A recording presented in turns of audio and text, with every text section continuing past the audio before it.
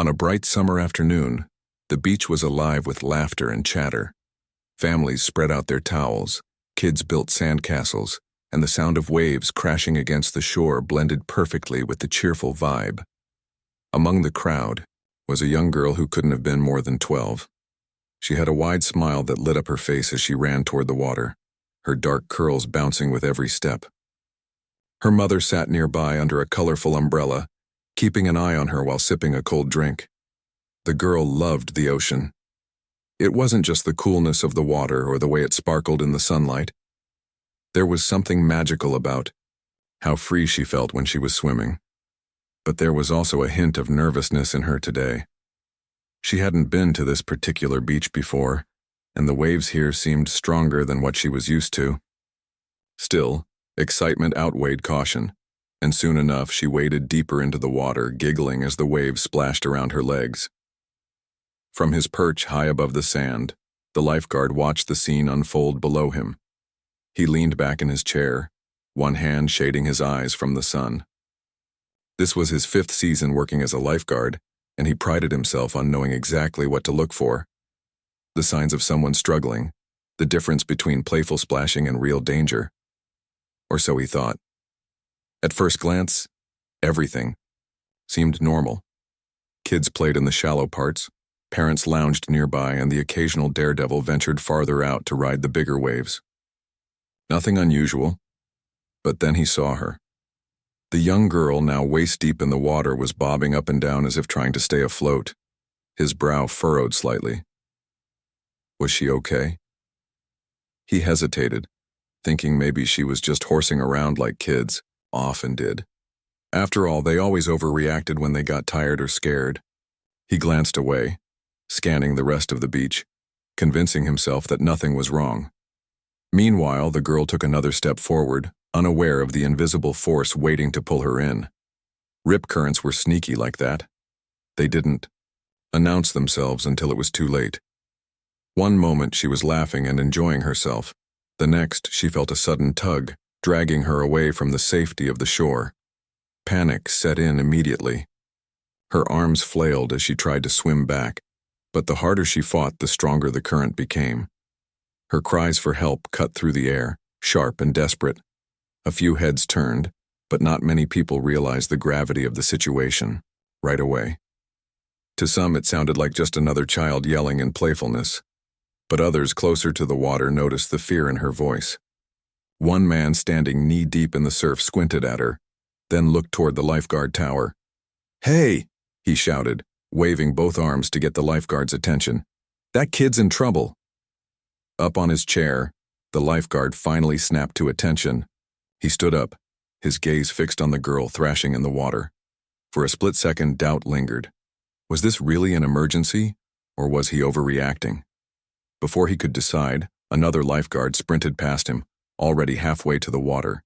That sight jolted him into action, or rather, guilt propelled him forward.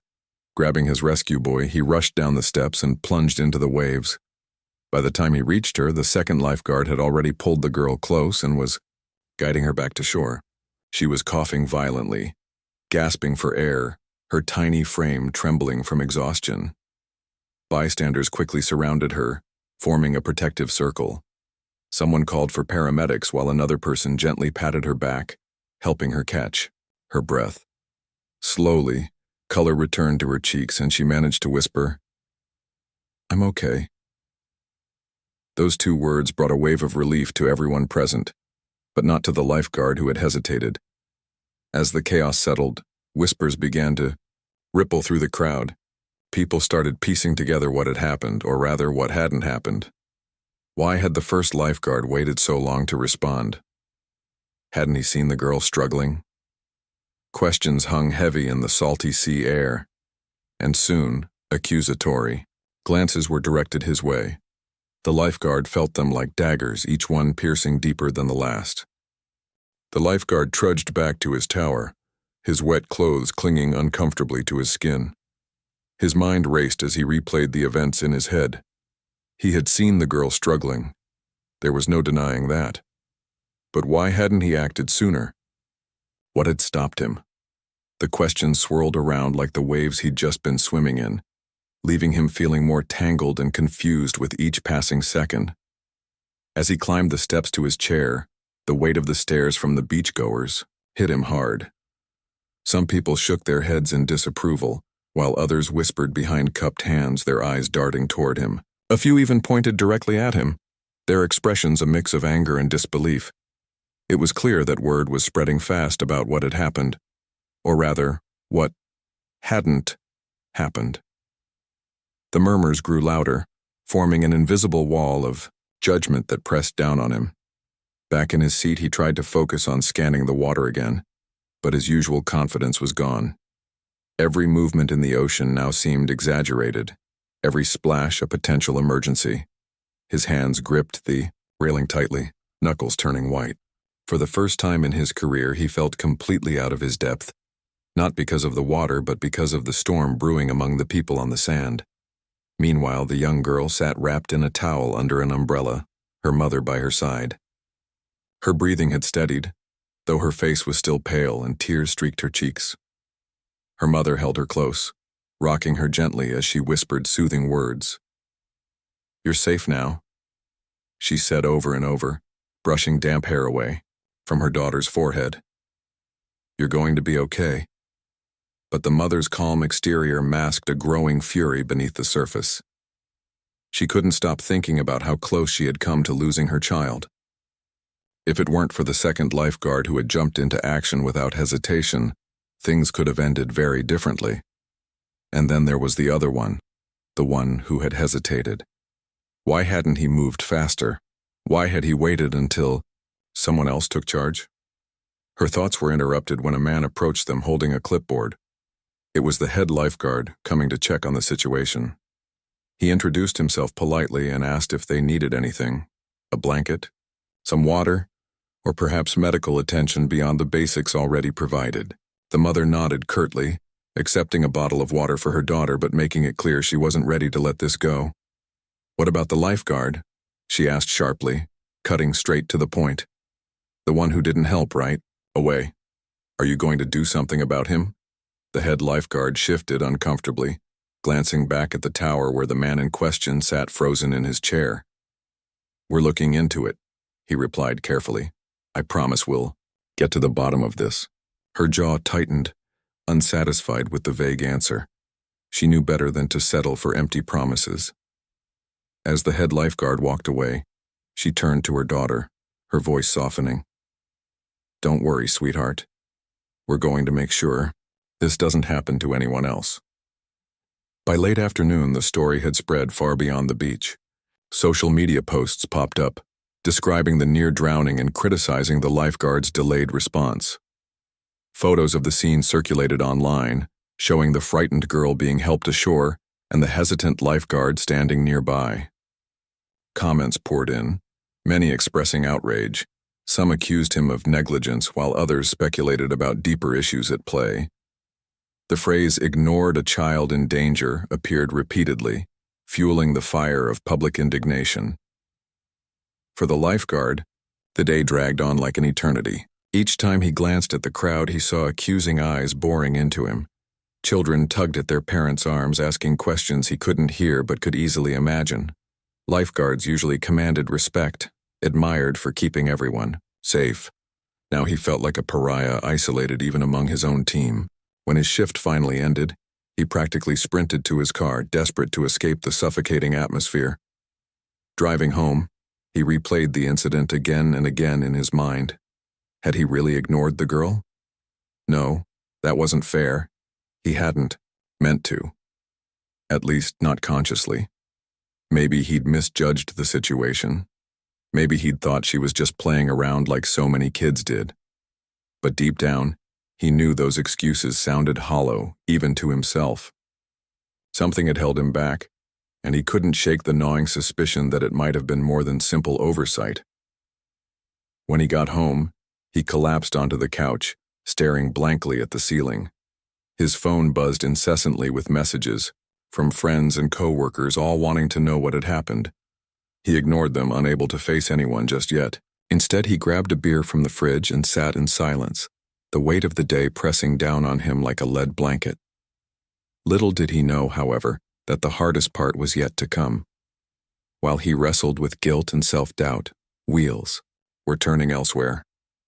People were talking, not just random strangers on social media, but influential figures who wouldn't let this slide quietly. By morning, his life would change in ways he couldn't possibly anticipate. The next morning, the lifeguard woke up with a heavy feeling in his chest. It wasn't just the lack of sleep or the dull ache in his temples from tossing and turning all night. It was something deeper, a gnawing sense of dread that made it hard to even get out of bed. He stared at the ceiling for what felt like hours, replaying the events of the previous day over and over again. Every detail, the girl's desperate cries, the accusing stares, the whispers on the beach, felt etched into his mind like a bad dream he couldn't shake. When he finally dragged himself to the kitchen to pour a cup of coffee, his phone buzzed on the counter. He hesitated before picking it up, dreading what he might find. Sure enough, notifications flooded the screen, missed calls, angry messages, and comments under posts he hadn't even known existed. Someone had tagged him in a viral video showing the rescue attempt, or rather his failure to act quickly enough. The caption read, "Is this the kind of lifeguard we trust our families with?"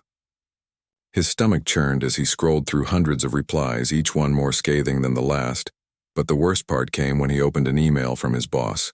The subject line said it all. Emergency meeting, 10 a.m. His heart sank. This wasn't just gossip spreading online anymore, it was official. Whatever happened in that meeting would decide his future, and maybe even his reputation. He arrived at the lifeguard station 10 minutes early, hoping to gather his thoughts before facing everyone. But as soon as he stepped inside, he realized there was no escaping the tension. The room was already filled with people. His supervisor, 2 other senior staff members, and someone else. Sitting across the table was a man he didn't recognize at first glance. Dressed in a sharp suit, the man exuded authority, his calm demeanor masking whatever emotions he must have been feeling. It took a moment for it to click. This was the girl's father. And not just any father, he was a well-known civil rights attorney whose name had appeared in headlines countless times. The lifeguard's breath hitched. He'd seen interviews with this man on TV, heard about high-profile cases where he fought tirelessly for justice. Now here he was sitting directly across from him, looking straight into his eyes as if trying to see through to his soul. The meeting began awkwardly.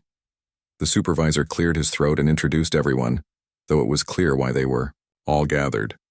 After a brief overview of what had happened, the attorney spoke. His voice was steady but carried a weight that silenced the room instantly. "I think we all know why we're here," he started, leaning forward slightly. "My daughter nearly drowned yesterday because someone failed to do their job. Not only did she almost lose her life, but my family and countless others who witnessed this are left questioning whether they can trust the very system meant to protect them." The words hit the lifeguard like a punch to the gut. He wanted to defend himself, to explain that it wasn't intentional, that he hadn't ignored the girl on purpose, but nothing came out.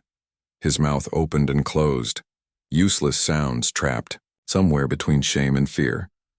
The attorney continued, laying out the timeline of events as he understood them. He described how his daughter had been pulled away by the current, how bystanders had tried to alert the lifeguard, and how another lifeguard had ultimately saved her. Then, he paused, fixing his gaze squarely on the man sitting across from him. "What I want to understand," he said slowly, "is why you hesitated. Was it distraction, inexperience, or was it something else?" The question hung in the air, sharp and unrelenting. The lifeguard felt every pair of eyes in the room boring into him, waiting for an answer. For a moment, panic threatened to overwhelm him. What could he say? That he wasn't sure?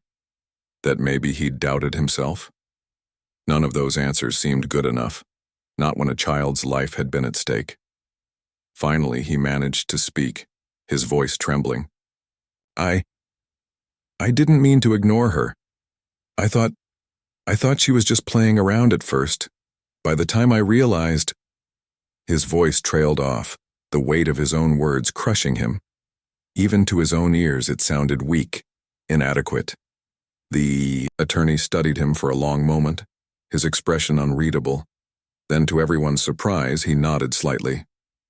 "I believe you," he said quietly.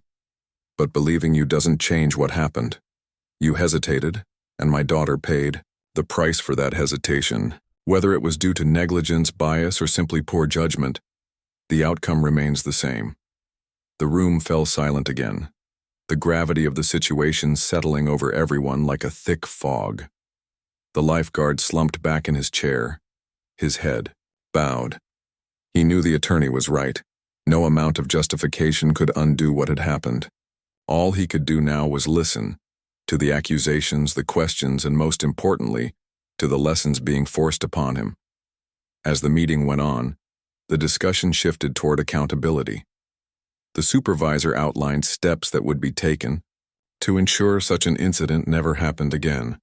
Mandatory training sessions on implicit bias, stricter protocols for emergencies, and closer supervision of lifeguards during their shifts.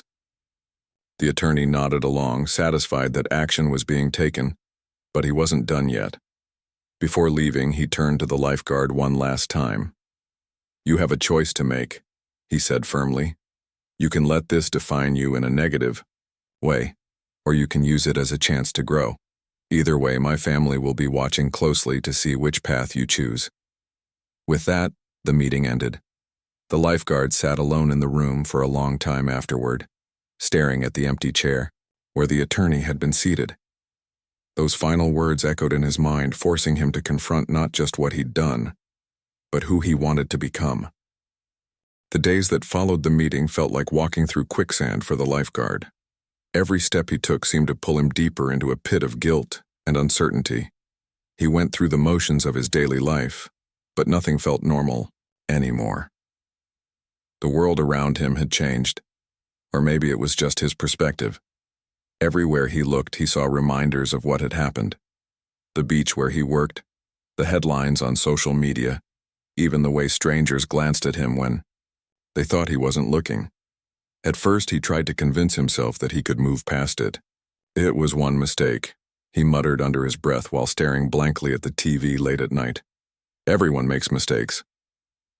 But deep down, he knew this wasn't just any mistake.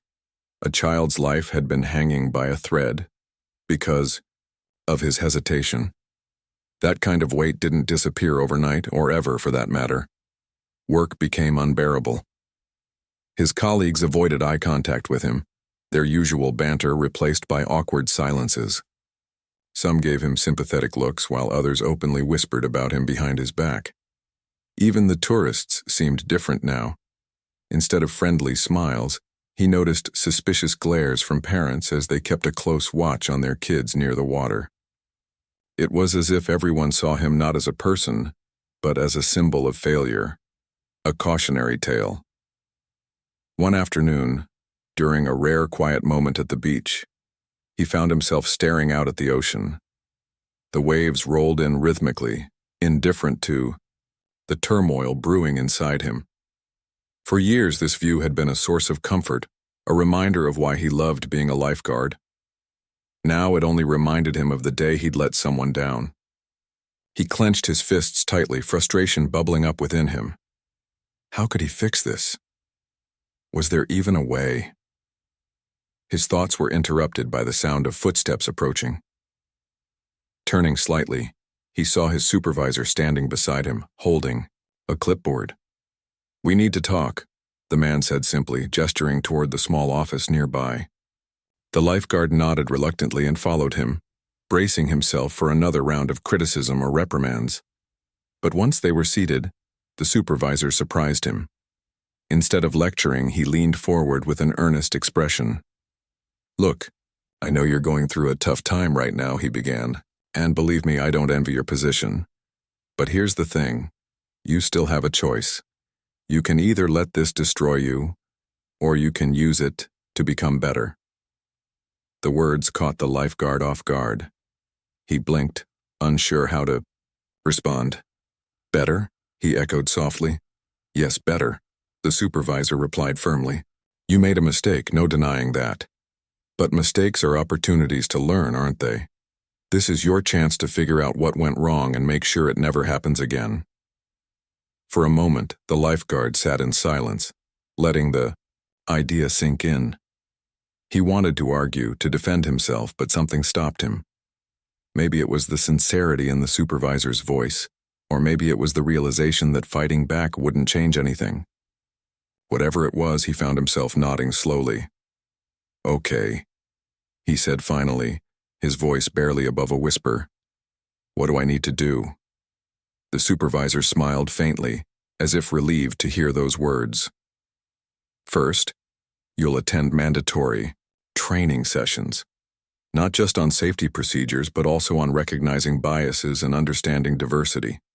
Second, we're assigning you a mentor who's been in the field longer than anyone else here. They'll help guide you through this process. And third," he paused, locking eyes with the lifeguard.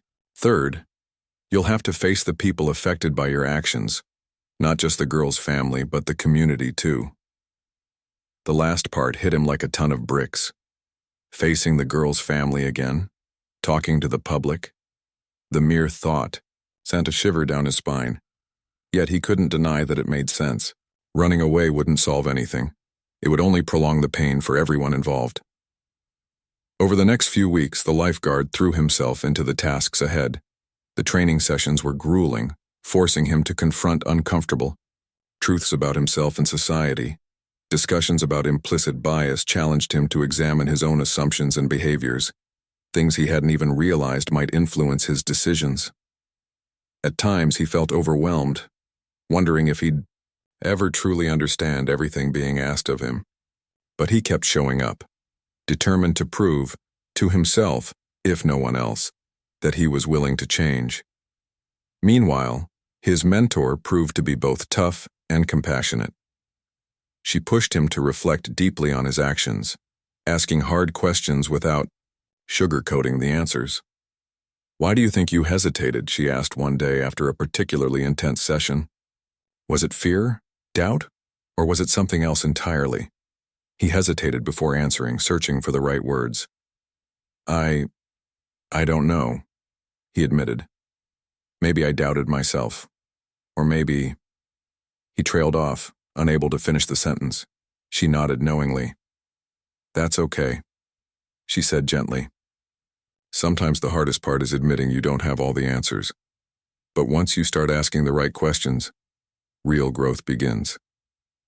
As the weeks turned into months, the lifeguard began to notice subtle changes in himself. He was more alert on duty, constantly scanning the water for signs of trouble. He listened more carefully to the concerns of beachgoers, making an effort to connect with them rather than just going through the motions. Most importantly, he started carrying a newfound sense of responsibility, not just for keeping people safe, but for earning their trust again.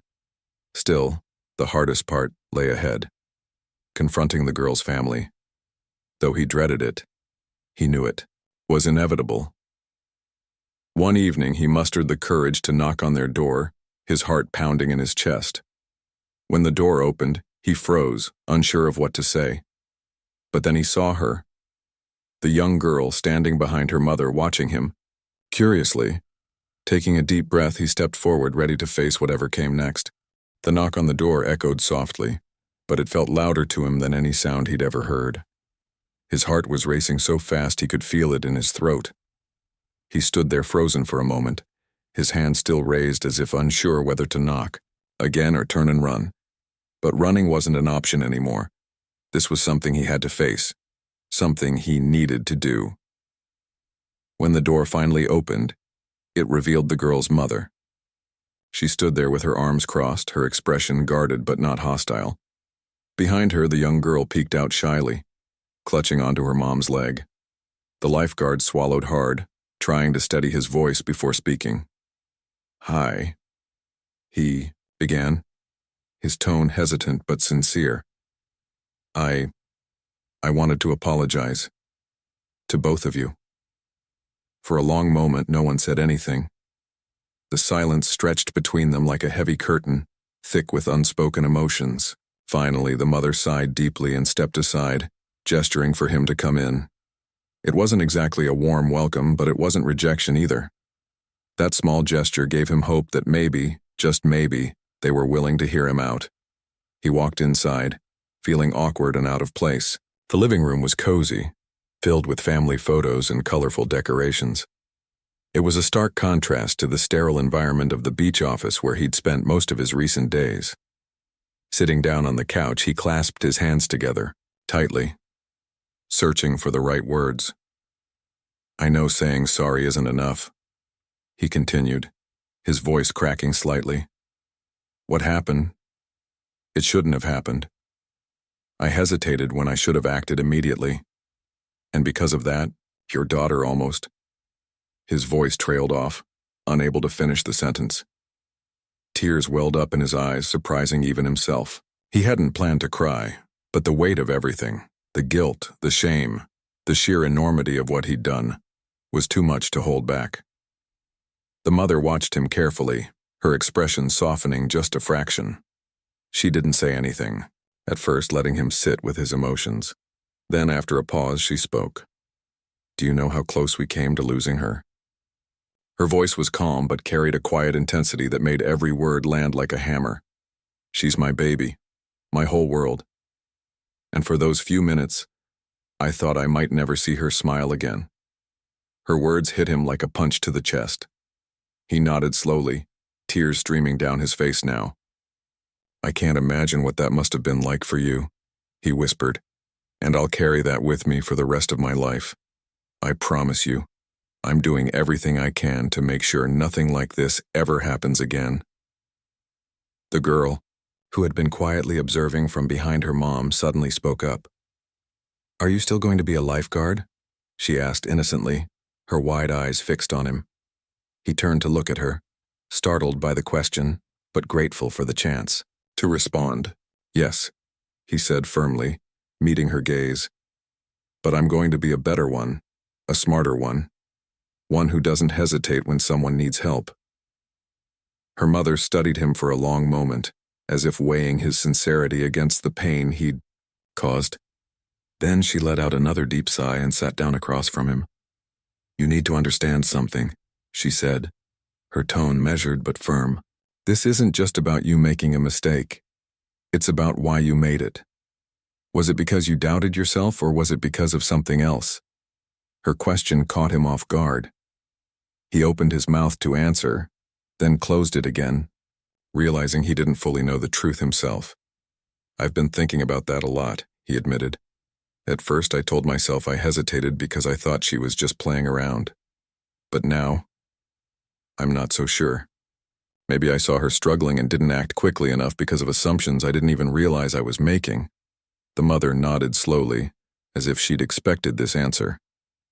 "That's why we're here," she said. "Not just to punish you, but to make sure you and everyone else understand that these kinds of mistakes aren't just accidents. They're rooted in bigger issues that we all need to work on." Her words struck a chord deep within him. For the first time, he realized that this wasn't just about him being a bad lifeguard. It was about understanding the biases and blind spots that shaped his actions. It was humbling and terrifying, but also oddly freeing.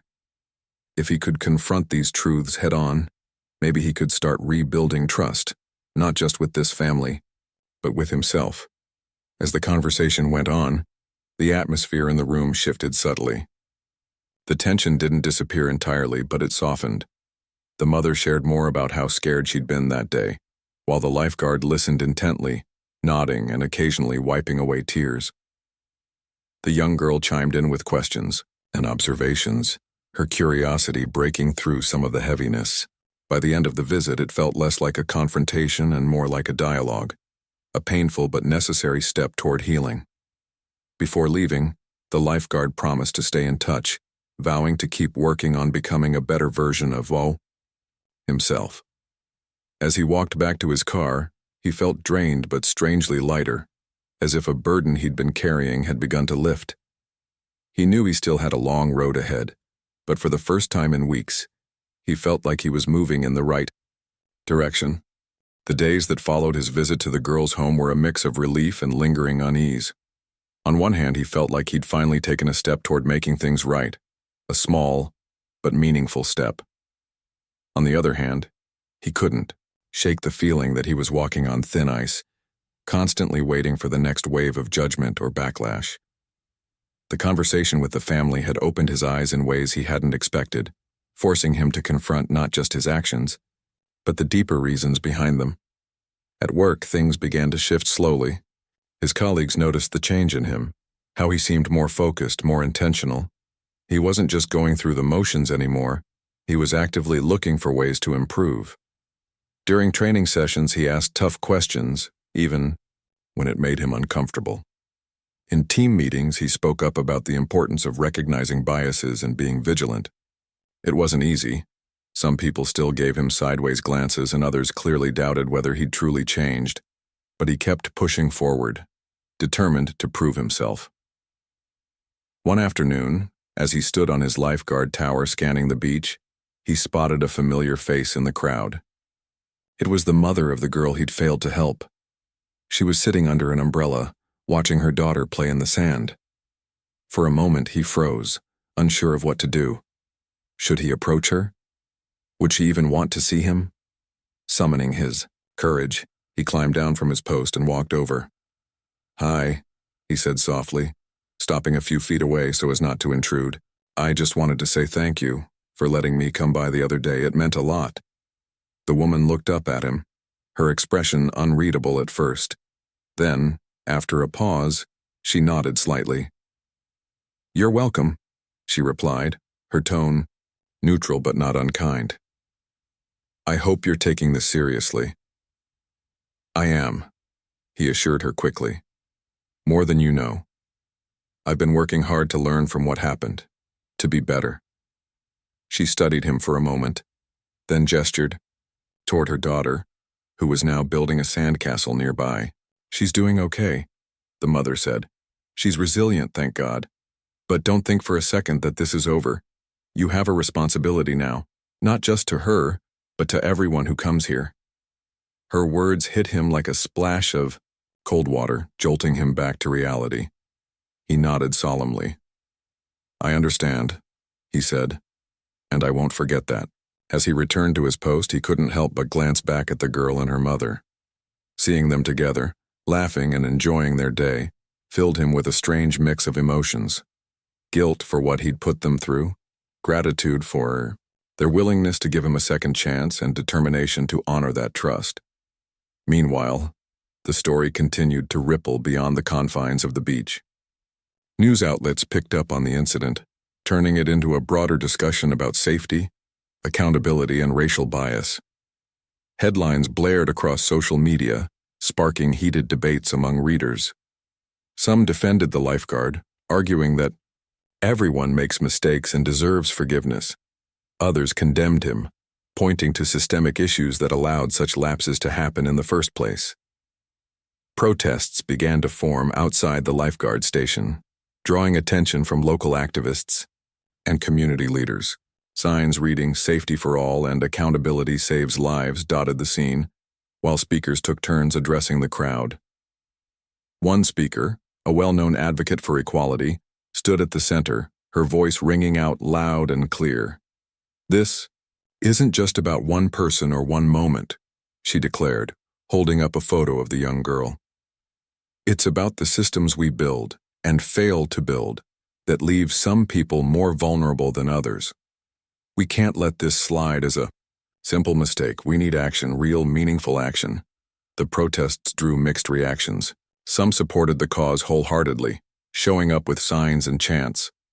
Others dismissed it as unnecessary drama, claiming the incident had already been addressed. But amidst the noise, one thing became clear: the community was paying attention. People were talking, questioning, demanding answers, and that pressure pushed those in charge to take further steps. Back at the lifeguard station, new policies were introduced almost weekly. Mandatory diversity training became standard for all staff members, not just lifeguards. Emergency protocols were reviewed and tightened, ensuring quicker response times. Anonymous reporting systems were set up, allowing employees and visitors alike to flag concerns without fear of retaliation. While some grumbled about the added workload, most understood the necessity of these changes. For the lifeguard, seeing these reforms unfold was both validating and humbling. He knew he wasn't solely responsible for them. They were the result of collective effort and public demand. But he also knew his actions, or lack thereof, had played a part in bringing them about. It was a sobering reminder of the ripple effect of individual choices. Despite the progress, challenges remained. Not everyone welcomed the changes with open arms. A few veteran lifeguards grumbled about political correctness gone mad, while some tourists complained about the increased security measures slowing down their beach experience. Tensions occasionally flared, requiring mediation and patience from management. But through it all, the lifeguard stayed committed to the process, knowing that real change rarely came without friction. One evening, as he packed up his gear after a long shift, his mentor approached him. "How are you holding up?" she asked, leaning against the railing of the lifeguard tower. He shrugged, managing a small smile. "Better, I think. Still learning every day, though." She nodded approvingly. "That's good. Keep showing up. Keep listening and keep growing. That's all anyone can ask of you." Her words stayed with him as he drove home, echoing in his mind like a mantra. Better, learning, growing. Words that once felt foreign now felt like guideposts, pointing him toward a path he was determined to follow, one step at a time. The weeks turned into months, and the lifeguard's life began to settle into a new rhythm. It wasn't perfect. There were still moments when doubt crept in, or when he felt the weight of judgment from others. But it was progress. He woke up each morning with a sense of purpose that had been missing before. Instead of dreading the day ahead, he approached it as an opportunity to prove himself, not just to others, but to himself. One crisp autumn morning, he arrived at the beach earlier than usual. The air carried a slight chill, and the sun was just beginning to peek over the horizon, casting golden streaks across the water. As he climbed up to his tower, he noticed something unusual. A group of people gathered near the lifeguard station, setting up tables and chairs. Curious, he walked over to investigate. "Morning," one of the organizers greeted him warmly. "We're hosting a community event today. Kind of a celebration and awareness campaign rolled into one." "Awareness for what?" he asked, though part of him already guessed the answer. "For safety, equality, and trust," the organizer replied. "It's been a tough few months, but we wanted to bring people together, to show that positive change is possible." He nodded slowly, taking in the scene. Flyers promoting the event fluttered in the breeze, and volunteers bustled around, arranging snacks, informational booths, and even a small stage for speakers.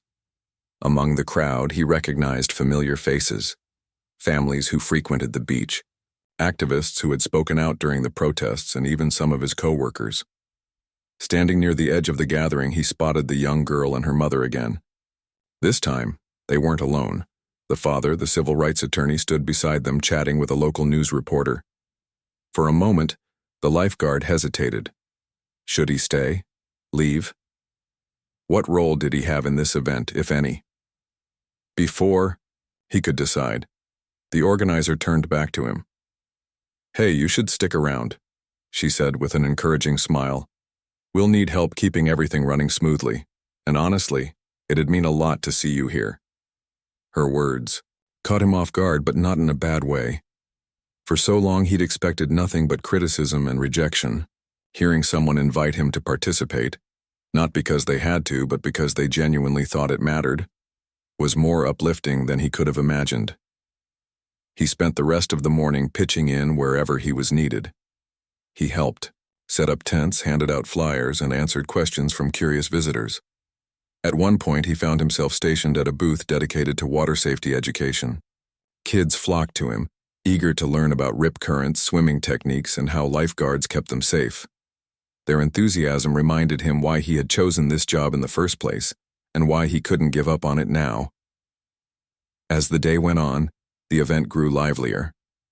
Speakers took turns addressing the crowd, sharing stories of resilience, advocacy, and hope. One speaker, a teenage boy who had once been rescued by a lifeguard, spoke passionately about the importance of vigilance and teamwork. Another, a grandmother, who had lost a loved one to drowning, urged everyone to take water safety seriously. Each story resonated deeply with the audience, drawing murmurs of agreement and applause. Then came the moment he hadn't anticipated.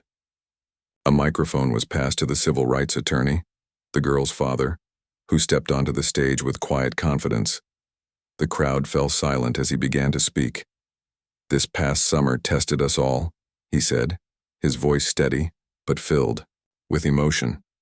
"It forced us to confront uncomfortable truths about ourselves and our community, but it also gave us a chance to grow, to demand better, not just for ourselves, but for future generations." His eyes scanned the crowd, pausing briefly on the lifeguard standing near the back. Change doesn't happen overnight, and it certainly doesn't happen without effort. Today we celebrate the steps we've taken toward a safer, fairer world. But let's not forget that this is just the beginning. There's still work to be done. When the speech ended, the crowd erupted into applause. The lifeguard clapped along with everyone else, feeling a lump rise in his throat. He knew the man's words weren't directed solely at him, but they might as well have been. They were a reminder of the responsibility he carried and the potential he had to make a difference.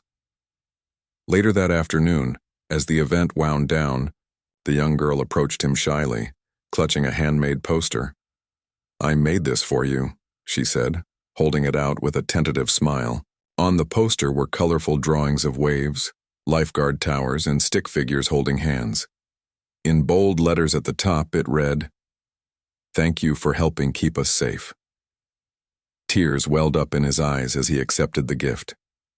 "This means so much," he said softly, kneeling down to meet her gaze. "I promise I'll keep working hard, for you and everyone else." Her mother, standing nearby, smiled faintly. "She insisted on making it," she said. "She's forgiven you, you know. Now it's your turn to forgive yourself." Those words hit him harder than anything else that day. Forgiveness. It was something he'd been desperate for, but realizing he needed to extend it to himself was a revelation. He nodded slowly, tucking the poster under his arm like a treasure. That evening, as he drove home, he replayed the day's events in his mind. The speeches, the laughter, the connections. It all felt like proof that healing was possible, even after something as devastating as what had happened. But more than that, it reinforced the idea that growth didn't stop with one apology or one act of redemption. It was ongoing. A journey rather than a destination. When he got home, he carefully placed the poster on his wall, where it would serve as both a reminder and a motivator. Then he sat down at his kitchen table and opened a notebook he'd recently started using. Flipping through its pages, he saw entries detailing his reflections, lessons learned, and goals for the future. Tonight, he added a new note. "Forgiveness isn't just for others, it's for me too. Every day is a chance to do better." Closing the notebook, he leaned back in his chair, letting the quiet of the night envelop him. For the first time in months, he felt a flicker of peace, not because everything was fixed, but because he finally understood that fixing things was a process. And as long as he kept moving forward, one step at a time, he would find his way. Months passed, and the changes that had started with one incident continued to ripple outward, touching lives in ways no one could have predicted. The lifeguard, once weighed down by guilt and self-doubt, found himself becoming a different person. Not overnight, but gradually, like the tide reshaping the shoreline. Each day brought new lessons, challenges, and opportunities to grow. At work, he became known not just as a vigilant lifeguard, but also as someone who cared deeply about making things better, for everyone.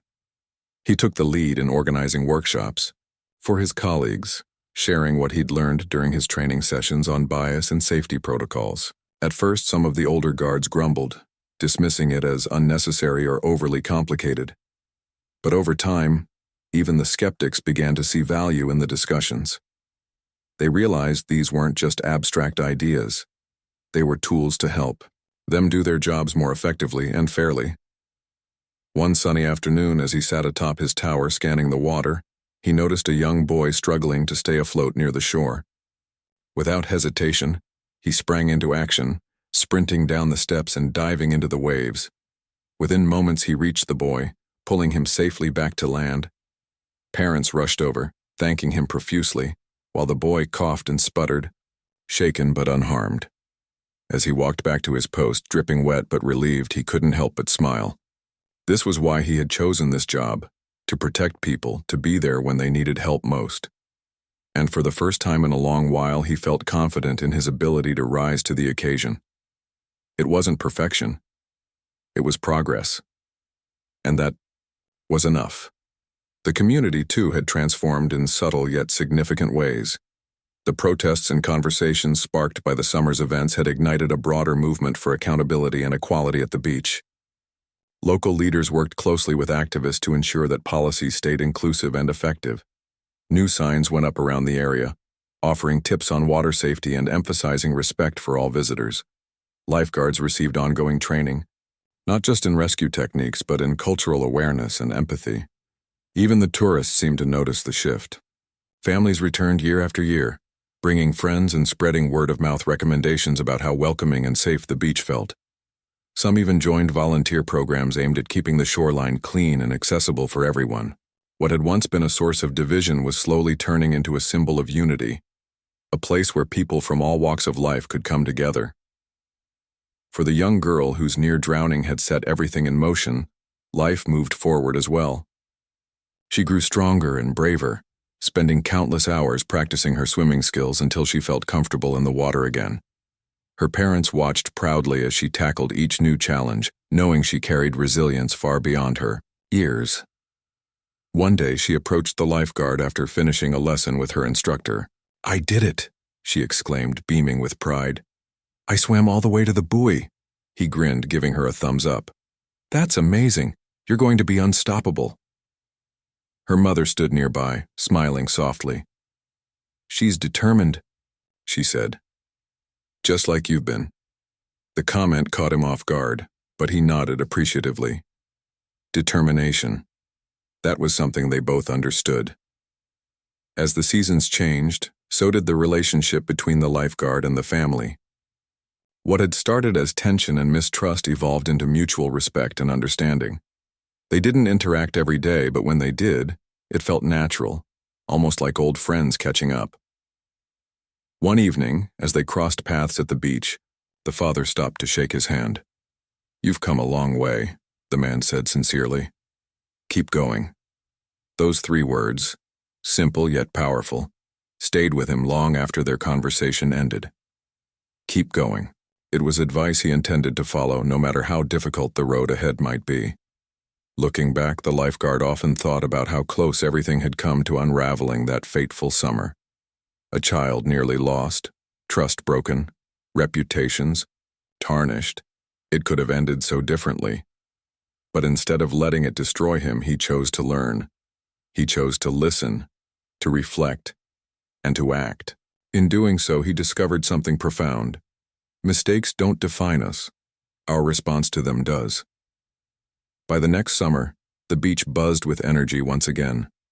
Families laughed, children played, and lifeguards kept watchful eyes on the horizon. Among them stood the same man who had once doubted himself, a man now defined not by his failure, but by his determination to do better. He scanned the water with steady focus, ready to leap into action if needed. But more than that, he carried an unshakable belief in the power of growth, forgiveness, and second chances. Because sometimes, the hardest moments in life are also the ones that teach us the most. And for him, this journey wasn't just about saving lives. It was about learning to save himself.